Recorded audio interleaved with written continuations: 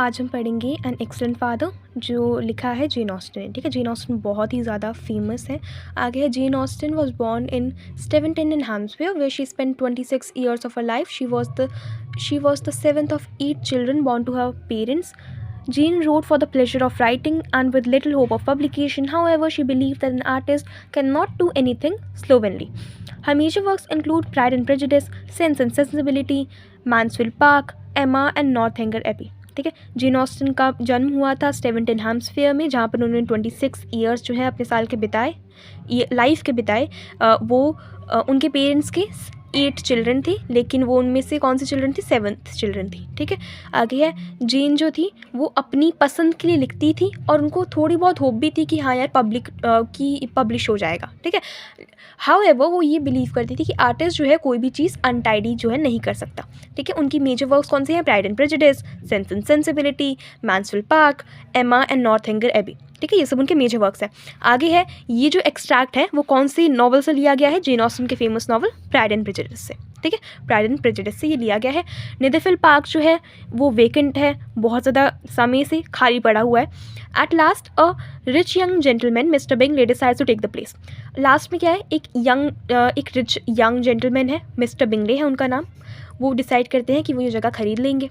When Mrs. Bennet comes to know of it, she is extremely delighted because she hopes that Mr. Bingley might marry one of her daughters. Mr. Bingley's being single makes Mrs. Bennet all the more particular about it. She wants Mr. Bennet not to miss such an acquaintance for the sake of their daughters. She has an apprehension that some other mother with an eligible daughter would exploit such a golden opportunity. ठीक है, acquaintance का मतलब होता है familiarity, पहचान बनाना, और apprehension का मतलब है डर। आगे है, ये जो एक्सट्रैक्ट है लिया गया है प्राइड एंड प्रेजुडिस से। अब नेदरफील्ड पार्क है वो बहुत ज़्यादा समय से खाली पड़ा हुआ है। ठीक है, एक लास्ट में क्या होता है, एक रिच और यंग जेंटलमैन है, उसका नाम है मिस्टर बिंगले। वो डिसाइड करते हैं कि वो जगह खरीद लेंगे। अब मिसेस बेनेट जो है, जैसे उन्हें पता चलता है वो बहुत ज़्यादा खुश हो जाती है।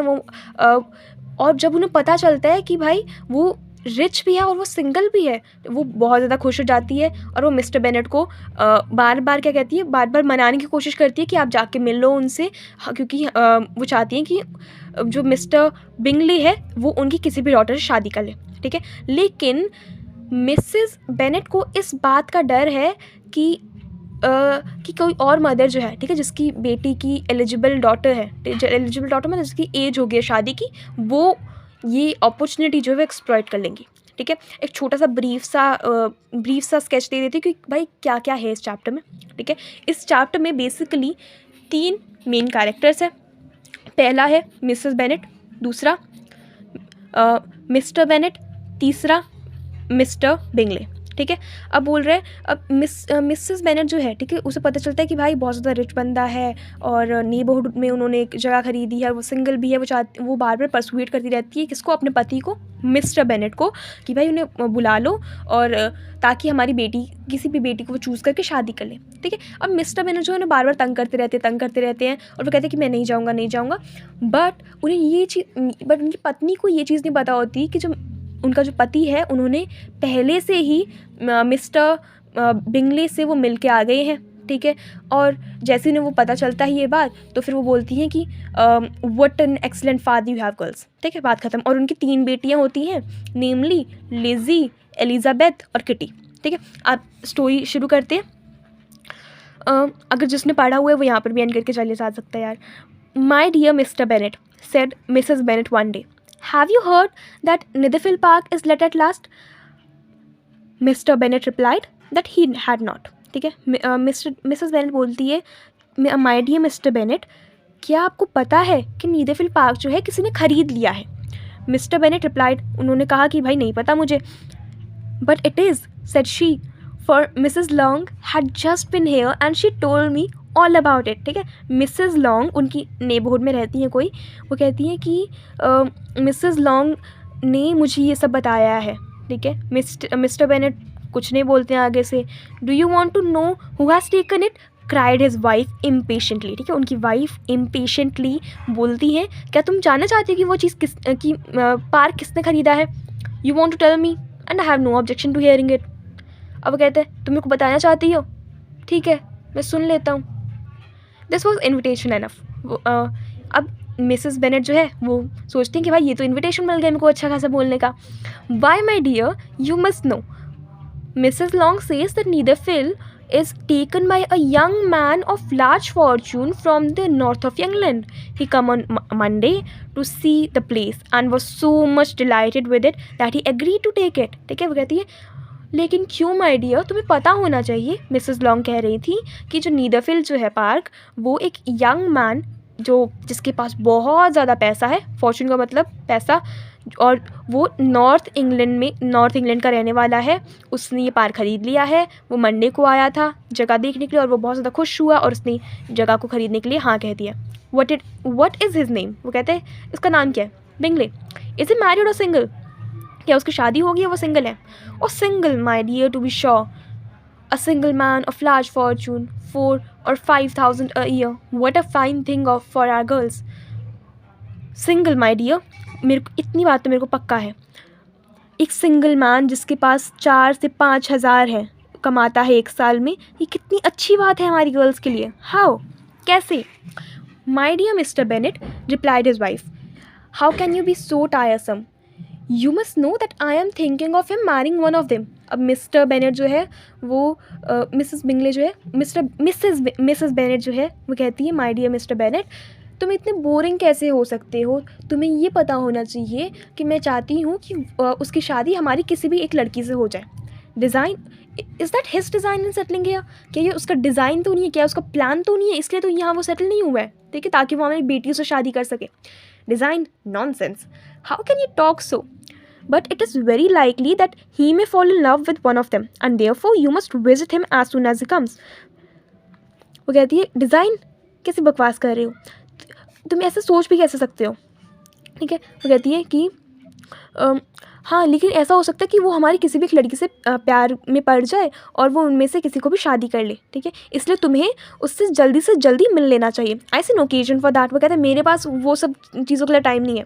यू एंड द गर्ल्स में गो, तुम और लड़कियां जो है वो जा सकती हो, और you may send them by themselves, या फिर तुम उन्हें ही खुद भेज दो, ठीक है, which perhaps will be still better for as you are the handsome as any of them. वो कहते हैं कि तुम उन्हें ही भेज दो, वो ही ज़्यादा अच्छा होगा, क्योंकि तुम उनमें से भी ज़्यादा सुंदर हो। Mister Bingley might like you best of the party, अगर तुम वहाँ पर गई तो फिर मिस्टर बिंगले जो है वो तुम्हें ही पसंद कर लेंगे। आगे है, mister Bennett you flatter me, mister Bennett तुम मुझे बहुत मेरी तारीफ़ें करते हो। I certainly have had my share of beauty, but my dear, you must indeed go and see Mr. Bingley when he comes into the neighborhood.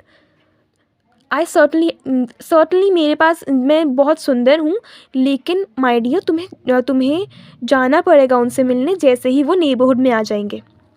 I dare say Mr. Bingley will be very glad to see you, and I will send a few lines by you to assure him of my hearty consent to marrying whichever he chooses of the girls. वो कहता है कि हाँ, मेरे को ये बात तो कहनी पड़ेगी कि मिस्टर बिंगले तुम्हें देखकर बहुत खुश होंगे, और मैं कुछ लाइंस में लिख के दे दूँगा ताकि उनको ये कंसेंट दे दूँगा कि वो इनमें से किसी भी लड़के से शादी कर सकते हैं। You take delight in vexing me, you have no compassion on my poor nerves. वो कहती है कि तुम्हें मुझे चिढ़ाने में, मेरा मजाक उड़ाने में बहुत मज़ा आता है। यू हैव नो कंपैशन, ठीक है, तुम्हें मेरी फीलिंग्स से कुछ पड़ी ही नहीं है, ठीक है, तुम मेरे को हमेशा अनॉय करते रहते हो, तुम मेरे पुअर नर्व्स जो है फ्रेज़ है, ठीक है, गेट ऑन समबडीज नर्व्स का मतलब होता है अनॉय समवन, ठीक है। तो वो कह रही है कि तुम मुझ पर कभी दया ही नहीं करते, तुम मेरी फीलिंग्स पर कभी सिंपैथी ही नहीं जताते हो, ठीक है। You mistake me, my dear. I have huge respect for your nerves. They are my old friends. अब वो वापस मजाक करते कहते हैं कि तुम मुझे गलत समझ रही हो माय डियर, मैं तुम्हारी नर्व्स की बहुत रिस्पेक्ट करता हूँ, वो मेरी ओल्ड फ्रेंड्स हैं, ठीक है। You do not know what I suffer, तुम्हें नहीं पता कि मैं किस किस चीज़ों से गुजर रही हूँ, but I hope you will get over it and live to see many young man of 4,000 a year come into the neighborhood. लेकिन मैं ये होप करता हूँ कि तुम बहुत सारे ऐसे मैं ये होप करता हूँ कि तुम जिस भी चीज़ से सफ़र कर रही हो उससे तुम गेट ओवर कर जाओगी, ठीक है, उससे ठीक हो जाओगी, और यंग मैन जो है, और बहुत सारे ऐसे यंग मैन देखोगे जो 4,000 कमाते हैं साल का नेबरहुड में आते हुए। It will be of no use to us if 20 should come since we will not visit them. ताना मारते हुए कहती है वो कि क्या फ़र्क पड़ता है हमें क्या होगा, चाहे वो 20 चाहे ऐसे 20 लोग ही क्यों ना आ जाए, क्योंकि तो हम तो उन्हें विजिट ही नहीं करने वाले हैं। Mister Bennet was among the earliest of them who waited on Mister Bingley. Mister Bennet जो था वो उन लोगों में से था जो सबसे ज़्यादा अर्लीस्ट अपॉर्चुनिटी देख रहे थे कि भाई मिस्टर बिंगले से मिलना है, ठीक है। He had always intended to visit him, वो हमेशा से उनका इंटेंशन था उससे मिलने का। Though to the last always assuring his wife that he should not go, लेकिन वो हमेशा ऐसे लास्ट तक ना अड़े रहते थे कि भाई मैं नहीं जाऊँगा उससे मिलने। Till the evening after the visit was paid she had no knowledge of it was then disclose in the following manner, ठीक है। वो कहते हैं कि लास्ट में क्या हुआ, टिल इवनिंग में, ठीक है। ये बात उनको कब पता चली कि वो विज़िट करके आ गए हैं, वो उनको शाम को पता चली, ठीक है। तब तक शाम से पहले उनकी वाइफ को कुछ भी चीज़ का पता नहीं था कि उनको पहले से ही मिल के आ गए हैं। ये जो बात है ये इस तरीके से खुली। Observing his second daughter employed in trimming a hat he suddenly addressed her with I hope mister Bingley will like it lazy. अब वो सेकेंड डॉटर जो है उनकी दूसरी डॉटर का नाम क्या है, लेजी, ठीक है। उनकी ट्रिमिंग हैट को मतलब डेकोरेट करना हैट को, ठीक है। अब उनकी जो सेकंड डॉटर होती है वो अपनी हैट को डेकोरेट कर रही होती है। तो मिस्टर बेनेट जो है वो कहते हैं उन्हें मैं ये होप करता हूँ कि मिस्टर बिंगले को ये पसंद आएगा Lizzy. We are not to know what Mister Bingley likes said her mother since we are not to visit. ताना मारते हुए वापस से कहती है कि हमें नहीं पता है उन्हें क्या पसंद है, क्योंकि हम तो उनसे कभी मिलेंगे ही नहीं। But you forget mama said Elizabeth that we shall meet him at the assemblies and that Mrs Long has promise to introduce him. अब वो कहती है एलिजाबेथ, उनकी जो एक और डॉटर है, ठीक है। हमने क्या बेटी का क्या नाम पढ़ा, पहले लिजी पढ़ा, फिर एलिजाबेथ, अब तीसरी आ जाएगी किटी, ठीक है। 3 डॉटर्स होंगी, एलिजाबेथ, लिजी, किटी, ठीक है। अब एलिजाबेथ जो है वो कहती है कि मम्मा आप लेकिन भूल रहे हो कि मिसेस लॉन्ग जो है उन्होंने हमें प्रॉमिस किया है कि वो हमें मिलाएंगे मिस्टर बिंगले से असेंबली में। I do not believe Mrs. Long will do any such thing. She has 2 nieces of her own. She is a selfish woman. वो कहती है मैं नहीं बिलीव करती कि मिसेस लॉन्ग ऐसा कुछ करेगी, उसकी खुद की तो नीसेज हैं और वो एक सेल्फिश वुमन है, ठीक है। इसलिए वो हमें इंट्रोड्यूस तो बिल्कुल भी नहीं कराएगी। Mrs Bennet began scolding one of her daughters. Mrs Bennet जो है वो अपनी एक बेटी को अब सुना देती है, ठीक है। Don't keep coughing so Kitty, for heaven's sake have a little compassion on my nerves। अब वो कहती है किटी को कि किटी खासो मत, भगवान के लिए मेरे नर्व्स पर थोड़ी सी कंपैशन करो, ठीक है, थोड़ी सी सिंपैथी रखो। अब मैंने बोला ना ऑन माई नर्व्स जो है एक फ्रेज़ है, ठीक है। तो गेट ऑन समवंस नर्व मतलब अनॉय करना सबको, किसी को भी। वो कहती है कि मेरे को अनॉय मत करो। आई do not Kitty has no distraction in her cuffs, said her father. She times them ill, ठीक है। अब उनका जो पापा है वो कहता है कि किटी जो है किटी अपनी मर्जी से नहीं खांस रही है, ठीक है। किटी की ये इंडिविजुअल चॉइस नहीं है, ठीक है। डिस्ट्रैक्शन मतलब इंडिविजुअल चॉइस। किटी अपनी मर्जी से खांस नहीं रही है, वो बीमार है इसलिए खांस रही है। अब I do not cough for my own amusement said Kitty fretfully, ठीक है। किटी कहती है कि मैं अपनी मर्जी के लिए, मैं अपनी अम्यूजमेंट, अपनी हंसी मजाक के लिए थोड़ी ना खांस रही हूँ मैं। अब किटी फ्रेटफुली कहती है, फ्रेटफुल मतलब uncomfortably. Let us return to mister Bingley continued mister Bennet. Mister Bennet कहता है कि चलो वापस से मिस्टर बिंगले पे आ जाते हैं, ठीक है। I am sick of mister Bingley cried his wife. उसकी वाइफ कहती है मैं तंग आ गई हूँ मिस्टर बिंगले से। I am sorry to hear that, why did not you tell me so before? If I had known as much this morning, I certainly would not have called on him. But I have actually paid the visit. We cannot escape the acquaintance now. ठीक है। वो कहता है कि मुझे ये सुन के बहुत दुख हुआ। अगर ये बात तुमने मेरे को पहले क्यों नहीं बताई? अगर ये बात मुझे पहले से पता होती तो मैं सर्टनली उसे नहीं बुलाता, सर्टनली मैं उससे बात करने नहीं जाता और सर्टनली मैं उसे मिलने नहीं जाता। लेकिन मैं तो उसे विज़िट कर आया हूँ।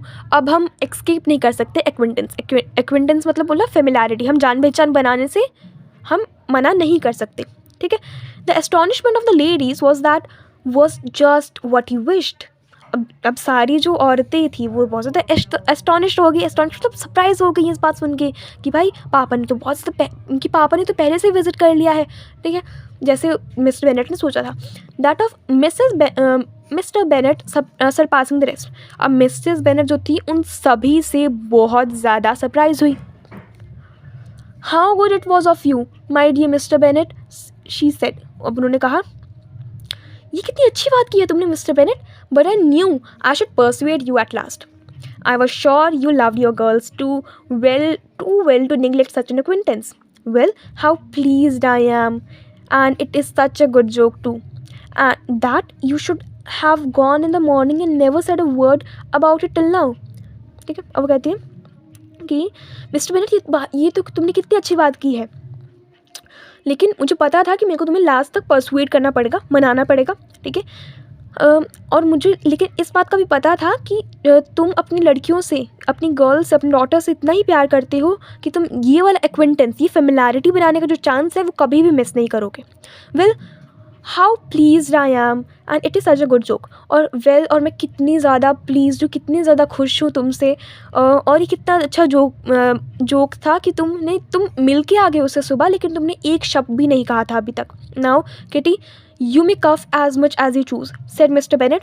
As he spoke he left the room.